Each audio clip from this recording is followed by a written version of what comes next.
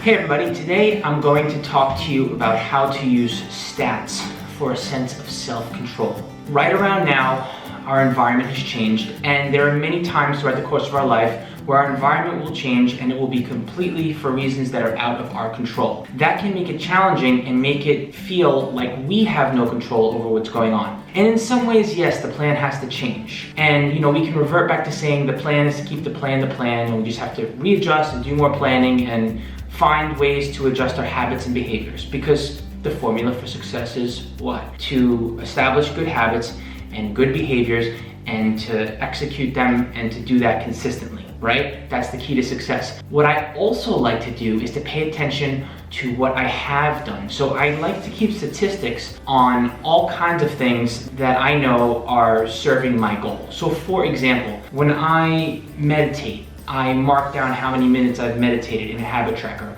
Or when I do my mobility work, my stretching. I also like to keep a running timeline on how many years I've trained. These kinds of things I fall back on. So when there are times where you might feel like your plans have been destroyed for whatever reason, and it was through no fault of your own, well, that's valid and your expectations need to adjust.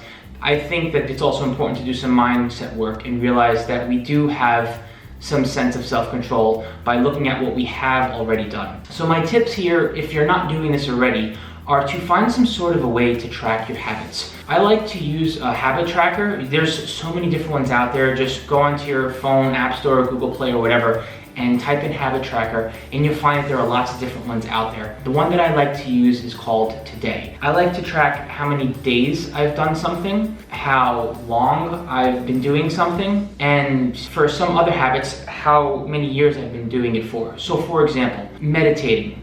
I know that over the course of the past 4 years, I've meditated for a total of 53 hours, and I've done it over the course of 300 days, meaning I've meditated for 300 days, not in a row, obviously. But here's where, you don't have to do something consistently to know that you're accomplishing the goal, right?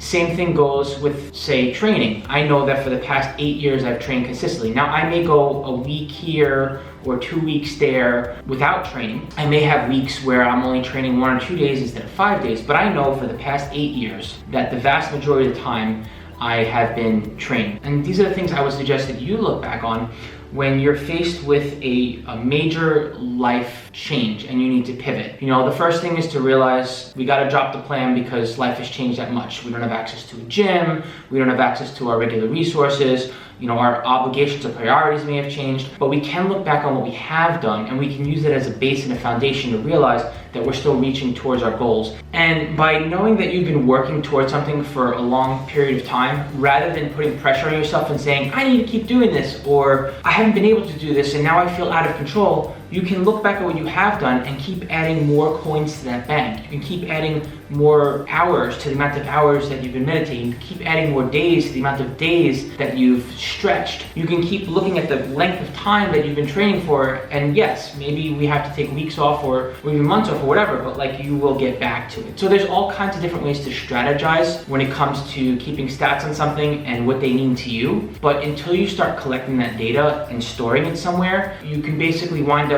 finding yourself in a situation where your week to week is no longer what you want it to look like, and you may not be able to easily adjust your habits and behaviors and to create a new plan. And some of that literally just has to do with our feeling of what is in our control and what is not in our control. We can accept what is not in our control and still have the kind of mindset that will help us take control over things that we've been able to control in our life. No matter how you design your life, it will change in ways that you don't necessarily have control over.